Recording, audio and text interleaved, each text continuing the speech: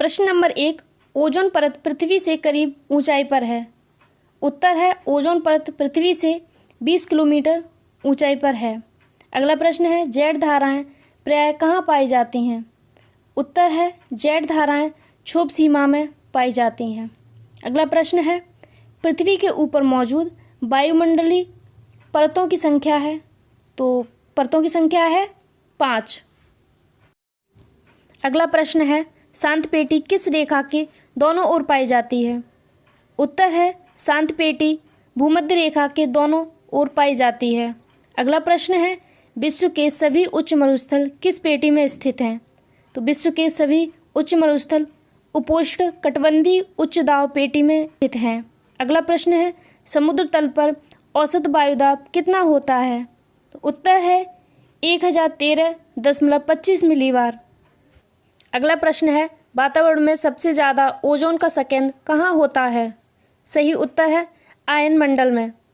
अगला प्रश्न है, पृथ्वी की सतह से सबसे दूर वातावरणीय परत को क्या कहते हैं? तो इसका सही उत्तर है समताप मंडल कहते हैं। अगला प्रश्न है, पृथ्वी के वायुमंडल का कितना प्रतिशत भाग 29 किलोमीटर की ऊंचाई तक पाया जाता है? सही उत्तर है 97%। अगला प्रश्न है, वायुमंडल का सर्वाधिक स्थायी तत्व है?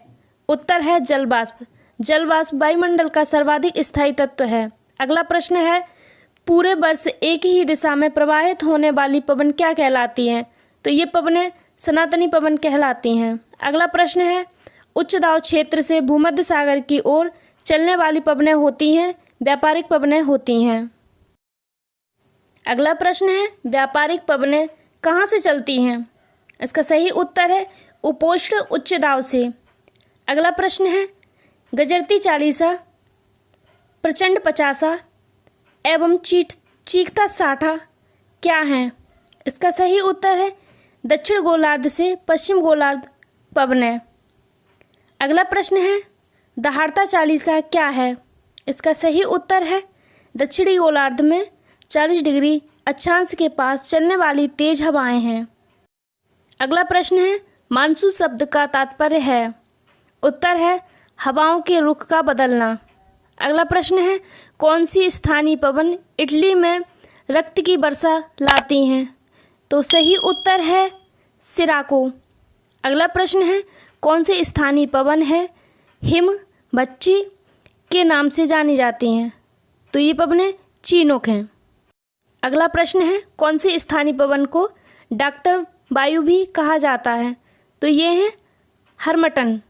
अगला प्रश्न है, कौन सी स्थानीय पवन अफ्रीका में गिनी तट के लोगों को आर्द्र मौसम से राहत प्रदान करती हैं? तो सही उत्तर है हर्मटन। अगला प्रश्न है, कौन सी गर्म में स्थानीय पवन कैलिफोर्निया में फल के बीजों को काफ़ी नुकसान पहुंचाती हैं? सही उत्तर है। अगला प्रश्न है, समुद्री समीर बहती हैं? सही उत्तर है दिन के समय में। अगला प्रश्न है, कौन सी पवनें गर्म धूल से लदी होती हैं तथा सहारा मरुस्थल के भूमध्य सागरीय क्षेत्र की ओर बहती हैं? तो सही उत्तर है सिरोको। अगला प्रश्न है, फ्रंटल वर्षा किस कारण से होती है? तो ये वर्षा चक्रवाती गतिविधि के कारण होती है। अगला प्रश्न है, किस मेघ को मोती का माता कहा जाता है? सही उत्तर है पच्छा मेघ को।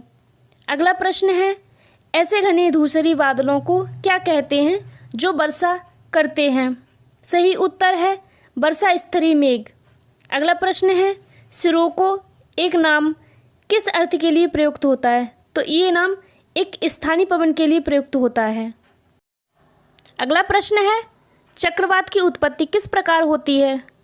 चक्रवात की उत्पत्ति दो भिन्न तापमान वाली वायु राशि के मिलने से होती है। अगला प्रश्न है, टॉर्नेडो है?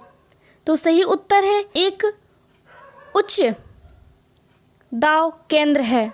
टॉर्नेडो एक अति उच्च दाब केंद्र है। अगला प्रश्न है, उष्णकटिबंधीय चक्रवातों को ऑस्ट्रेलिया में किस नाम से जाना जाता है?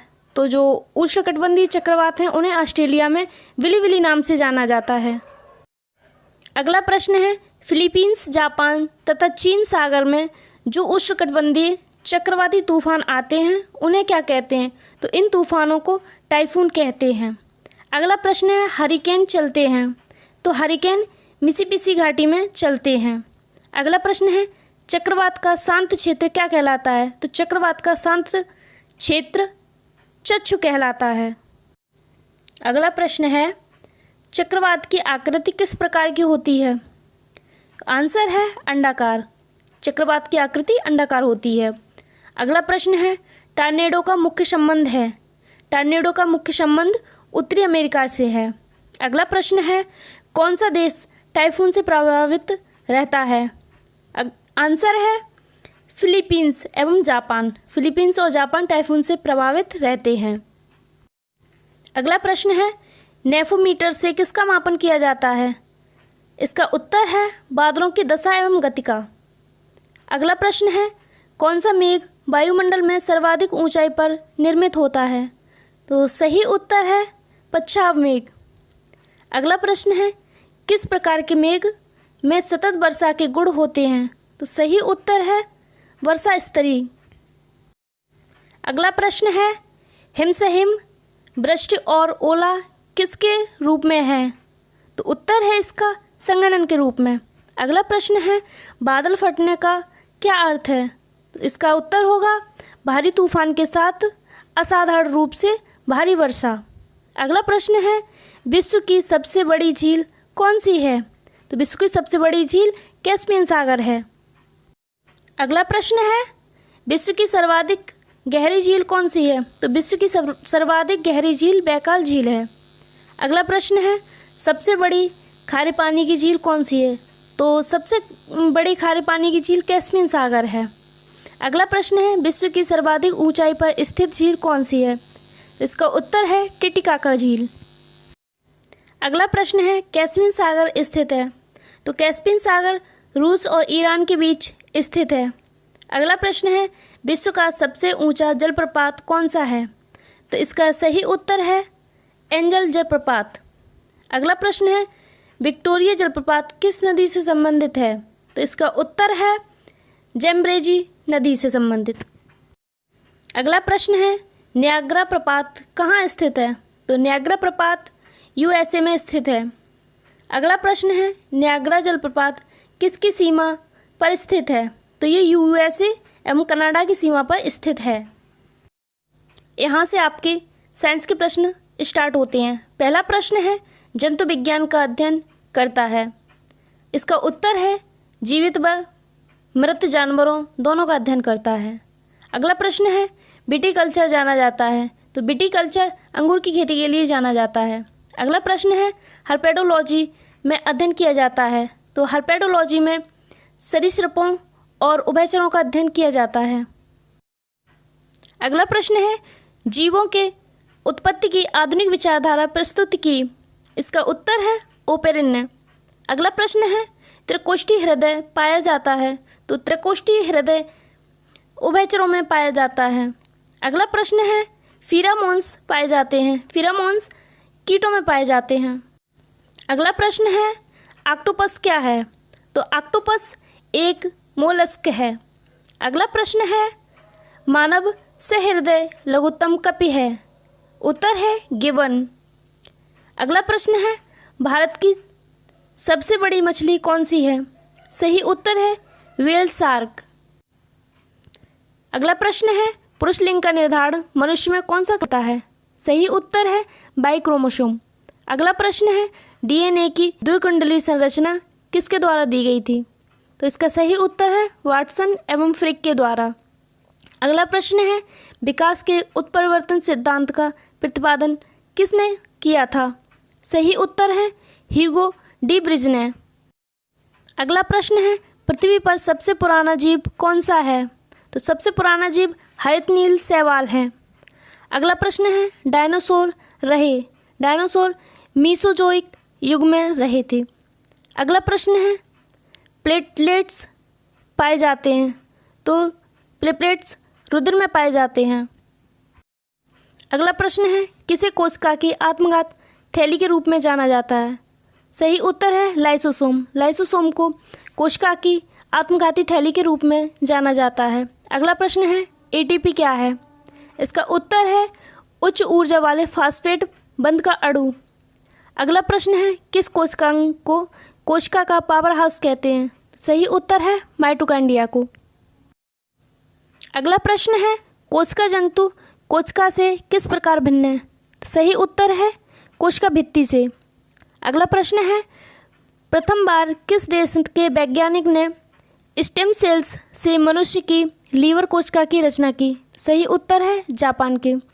अगला प्रश्न है राइबोसोम किसके स्थल कहे जाते हैं? सही उत्तर है प्रोटीन निर्माण के। अगला प्रश्न है जीव द्रव्य में सर्वाधिक जाने वाला पदार्थ। तो जीव द्रव्य में सर्वाधिक पाया जाने वाला पदार्थ जल है। अगला प्रश्न है लाइसोसोम बनता है तो लाइसोसोम गोल्गी काई में बनता है। अगला प्रश्न है क्रोमोसोम में पाया जाता है। क्रोमोसोम में पाया जाता है डीएनए, आरएनए एवं हिस्टोन और नॉन हिस्टोन। अगला प्रश्न है स्तनधारियों में लेडिक कोशिका पाया जाता है। उत्तर है वृषण में। अगला प्रश्न है प्रोकैरियोटिक से यूकैरियोटिक भिन्न है। इसका सही उत्तर है अस्पष्ट झिल्ली की अनुपस्थिति से भिन्न है। अगला प्रश्न है जन्म के बाद मनुष्य के किस ऊतक में कोई कोशिका विभाजन नहीं होता है? तो वो है तंत्रिका तंत्र में, जो मस्तिष्क में पाई जाती है। अगला प्रश्न है मिकास एक नई तकनीक है जो उपयोग होती है बाईपास सर्जरी में। अगला प्रश्न है नेत्रदान में दाता की आंख का कौन सा भाग उपयोग में लाया जाता है? तो कार्निया भाग उपयोग में लाया जाता है। अगला प्रश्न है मनुष्य के शरीर का सबसे बड़ा अंग कौन सा होता है? तो मनुष्य के शरीर का सबसे बड़ा अंग त्वचा है। अगला प्रश्न है सबसे अधिक पीएच का उपयोग करती है। तो सबसे अधिक पीएच का उपयोग अग्नाशयी रस करती है।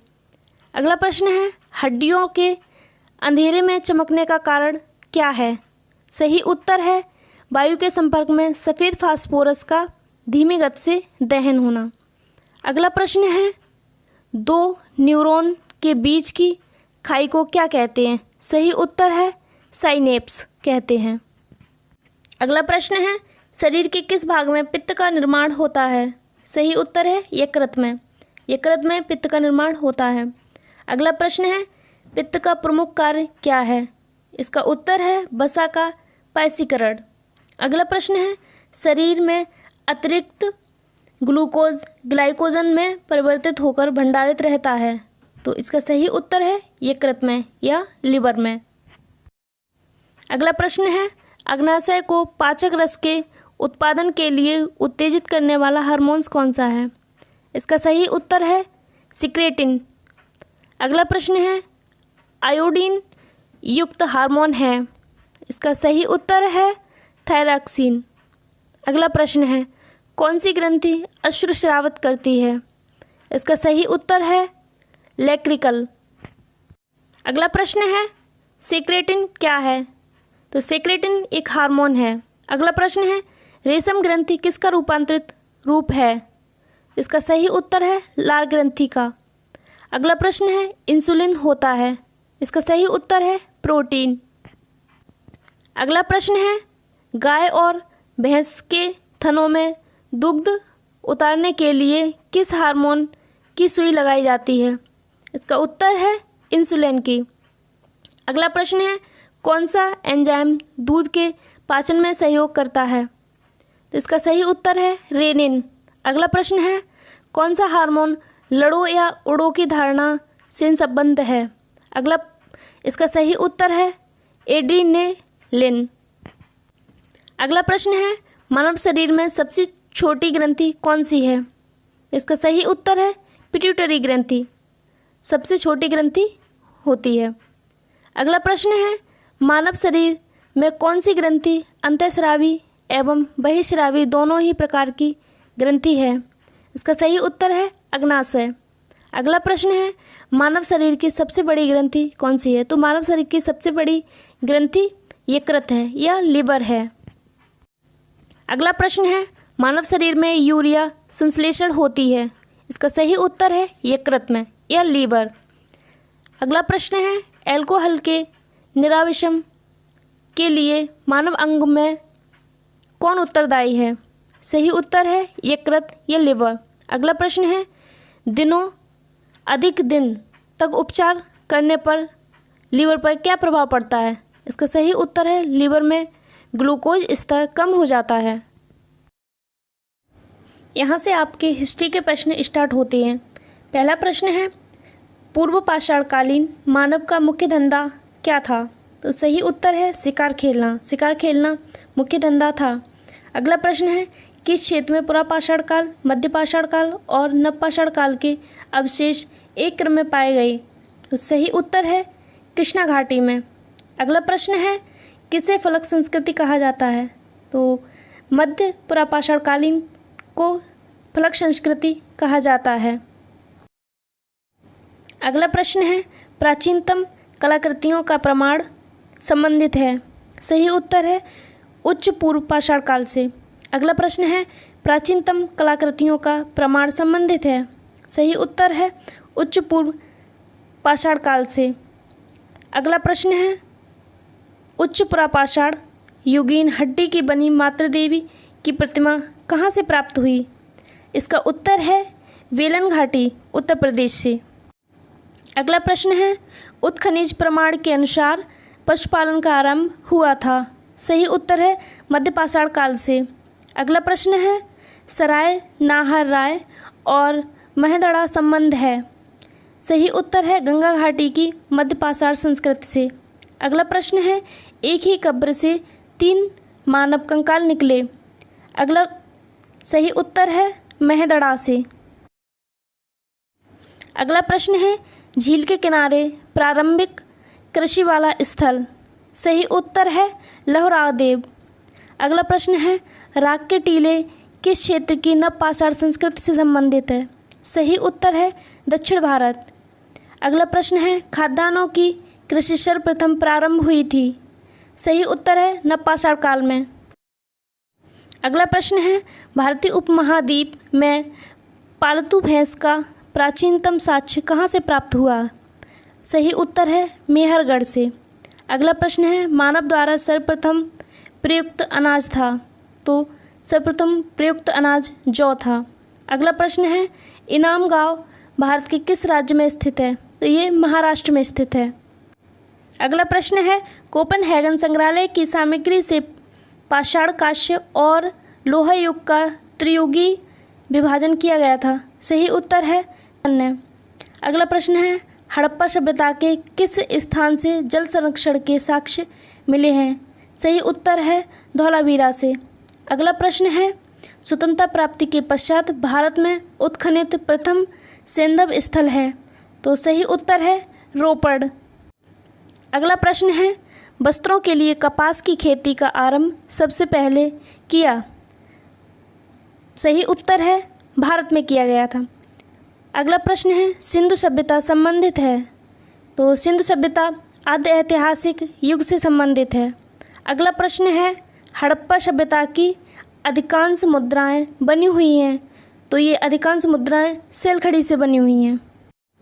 अगला प्रश्न है, भारत के सबसे बड़ा हड़प्पन पुरास्थल है? तो भारत का सबसे बड़ा हड़प्पन पुरास्थल राखीगढ़ी है। अगला प्रश्न है, किसने सिंधु सभ्यता शब्द का सर्वप्रथम प्रयोग किया था? सही उत्तर है मार्टिमर व्हीलर ने। अगला प्रश्न है, हड़प्पा संस्कृति की जानकारी का प्रमुख स्रोत है? सही उत्तर है पुरातात्विक खुदाई। अगला प्रश्न है, भारत में स्वतंत्रता के बाद सर्वाधिक संख्या में हड़प्पन स्थलों की खोज हुई थी? सही उत्तर है गुजरात में। तो स्वतंत्रता के बाद सर्वाधिक संख्या में हड़प्पन स्थलों की खोज गुजरात में हुई थी। अगला प्रश्न है, मूर्ति पूजा का आरंभ कब से माना जाता है?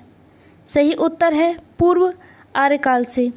अगला प्रश्न है, सिंधु घाटी की सभ्यता के किस पुरा स्थल से नाव के चित्र या मॉडल प्राप्त हुए? तो सही उत्तर है मोहनजोदड़ो एवं लोथल से। अगला प्रश्न है, ऋग्वेद में उल्लिखित दशरथ युद्ध किस नदी के तट पर लड़ा गया था? सही उत्तर है पारशुरी या रावी नदी के। अगला प्रश्न है, कौन सा अभिलेख ऋग्वैदिक देवताओं का उल्लेख करता है? सही उत्तर है बोगजकोई। अगला प्रश्न है, गंगा एवं यमुना नदी का साथ साथ उल्लेख सर्वप्रथम कहाँ मिलता है? सही उत्तर है ऋग्वेद में। अगला प्रश्न है, गायत्री मंत्र के नाम से प्रसिद्ध मंत्र सर्वप्रथम किस ग्रंथ में मिलता है? सही उत्तर है ऋग्वेद में। अगला प्रश्न है, ऋग्वेद की मूल लिपि थी? तो ऋग्वेद की मूल लिपि ब्राह्मी लिपि थी। अगला प्रश्न है, ऋग्वेद में सर्वप्रथम संख्या में मंत्र संबंधित हैं अग्नि से। अगला प्रश्न है, प्राचीन भारत में निष्क नाम से जाने जाते थे? सही उत्तर है स्वर्ण आभूषण। अगला प्रश्न है, ऋग्वेद में किसी मंडल का प्रथम सूक्त पर्याय किस देवता के लिए है? तो सही उत्तर है अग्नि देवता के लिए। अगला प्रश्न है, ऋग्वैदिक धर्म था? सही उत्तर है बहुदेववादी। अगला प्रश्न है, जैन धर्म के संस्थापक हैं? तो जैन धर्म के संस्थापक ऋषभदेव हैं। अगला प्रश्न है, पार्श्वनाथ की शिक्षाएं संग्रहित रूप से जानी जाती हैं? सही उत्तर है चतुर्यान नाम से। अगला प्रश्न है, महावीर का प्रथम अनुयायी कौन था? महावीर का प्रथम अनुयायी जमाली था। अगला प्रश्न है, बुद्ध का जन्म कहाँ हुआ? सही उत्तर है लुम्बिनी में। अगला प्रश्न है, बुद्ध की मृत्यु जहाँ हुई थी वह स्थान अब कहाँ है? तो वह उस स्थान अब उत्तर प्रदेश में है। अगला प्रश्न है, बुद्ध के महापरिनिर्वाण की तिथि क्या थी? सही उत्तर है 483 ईसा पूर्व। अगला प्रश्न है, सारनाथ में अपना प्रथम प्रवचन किसने दिया? सही उत्तर है महात्मा गांधी ने। अगला प्रश्न है, बुद्ध के उपदेश किससे संबंधित हैं? सही उत्तर है आचरण की शुद्धता व पवित्रता से संबंधित हैं। अगला प्रश्न है, बुद्ध संघ में भिक्षुणी के रूप में स्त्रियों के प्रवेश की अनुमति बुद्ध द्वारा दी गई थी? सही उत्तर है वैशाली में। अगला प्रश्न है, भगवद गीता मूलक महाभारत के किस धर्म का अंश है? सही उत्तर है भीष्म पर्व। अगला प्रश्न है, भारतीय दर्शन की प्रारंभिक शाखा कौन है? सही उत्तर है सांख्य। अगला प्रश्न है, किस देवता को कला में हल लिए प्रदर्शित किया गया है? सही उत्तर है बलराम को। अगला प्रश्न है, रामायण के किस कांड में राम और हनुमान की पहली भेंट का वर्णन है? सही उत्तर है सुंदरकांड में। अगला प्रश्न है, देवकी पुत्र कृष्ण का प्राचीनतम उल्लेख कहाँ मिला था? सही उत्तर है छांदोग्य उपनिषद में। यहाँ से आपके पॉलिटी के प्रश्न स्टार्ट होते हैं।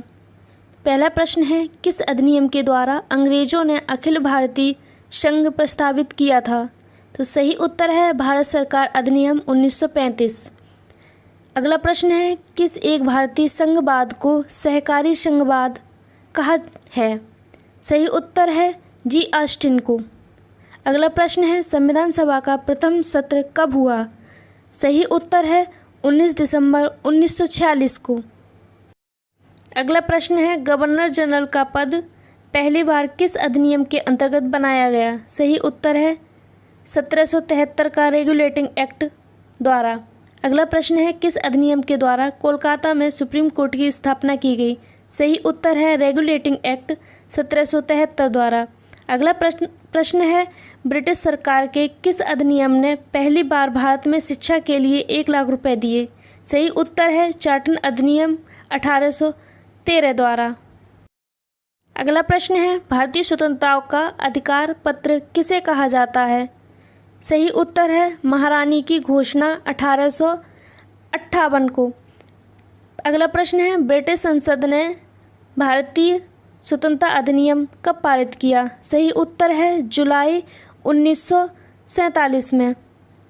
अगला प्रश्न है, पंडित जवाहरलाल नेहरू के नेतृत्व में आंतरिक सरकार का गठन कब हुआ? सही उत्तर है सितंबर 1946 में। अगला प्रश्न है, माउंटबेटन योजना आधार बनी?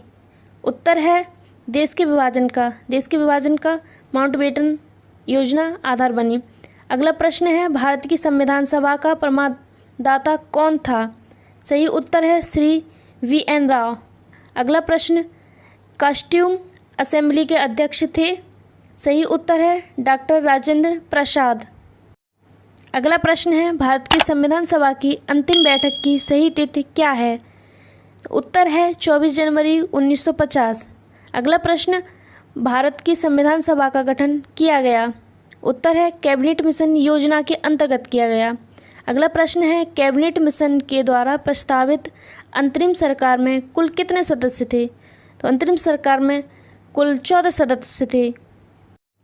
अगला प्रश्न है, भारतीय संविधान में वर्णित मौलिक अधिकार की अवधारणा किस देश के संविधान से ली गई? सही उत्तर है USA से ली गई। अगला प्रश्न है, हम न्याय पुनर्वलोकन की व्यवस्था देखते हैं? तो उत्तर है भारत और USA दोनों में ही। अगला प्रश्न है, भारतीय संविधान में मौलिक कर्तव्यों का विचार लिया गया है? सही उत्तर है रूस के संविधान से लिया गया है। अगला प्रश्न है, भारतीय संविधान में समवर्ती सूची ली गई है? तो भारतीय संविधान में समवर्ती सूची ऑस्ट्रेलिया के संविधान से ली गई है। अगला प्रश्न है, भारतीय संघवाद को सहयोगी संघवाद किसने कहा? सही उत्तर है ग्रेनविल ऑस्टिन ने कहा। अगला प्रश्न है, राष्ट्रीय पंचांग कब स्वीकार किया गया? सही उत्तर है 22 मार्च 1975 में। अगला प्रश्न है, किस केस में भारत के सर्वोच्च न्यायालय ने प्रस्तावना को भारतीय संघ का भाग नहीं बताया? तो उत्तर है बेरुवारी केस में। अगला प्रश्न है, संविधान की प्रस्तावना का विधिक रूप क्या है? उत्तर है यह लागू नहीं किया जा सकता। अगला प्रश्न है, किस वर्ष से भारत के संविधान की प्रस्तावना में 2 शब्द समाजवादी एवं पंथनिरपेक्ष जोड़े गए? तो उत्तर है 1976 में। अगला प्रश्न है, भारत के संविधान में उद्देशिका का विचार लिया गया है? उद्देशिका का विचार USA के संविधान से लिया गया है।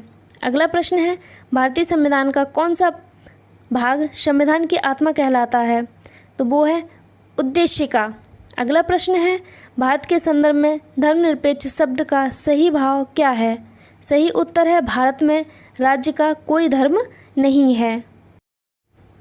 अगला प्रश्न है, कौन सा अनुच्छेद समान नागरिक संहिता से संबंधित है?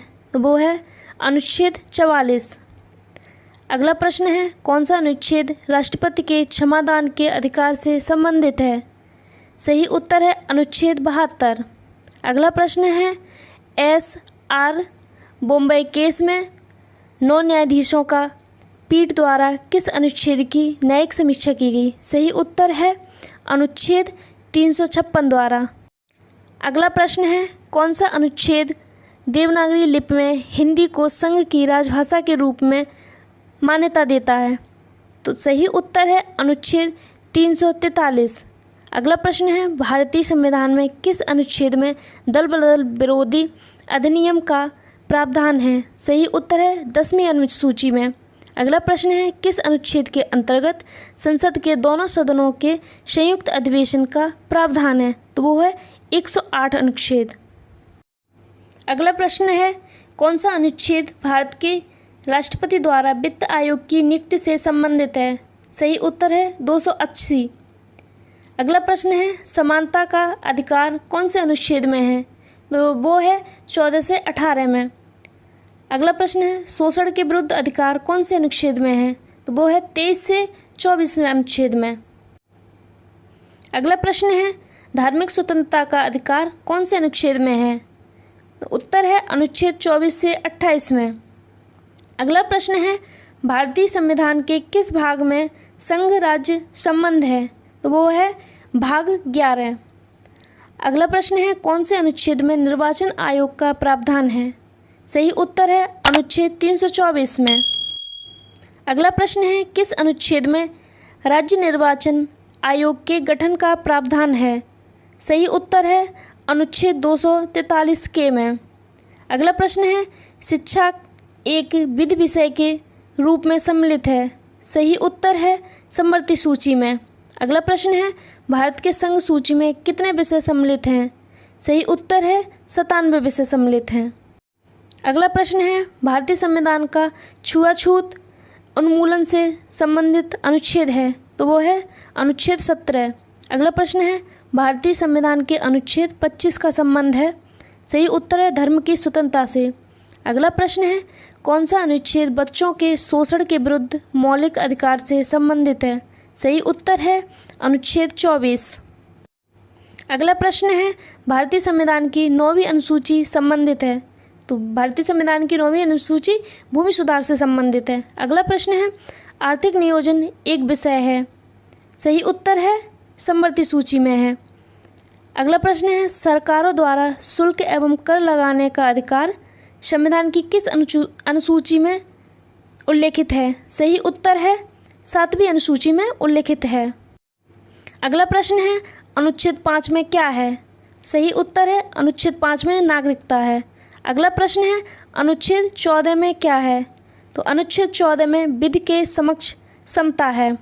अगला प्रश्न है अनुच्छेद 1 में क्या है, तो अनुच्छेद 1 में संघ का नाम और अधीनस्थ क्षेत्र हैं।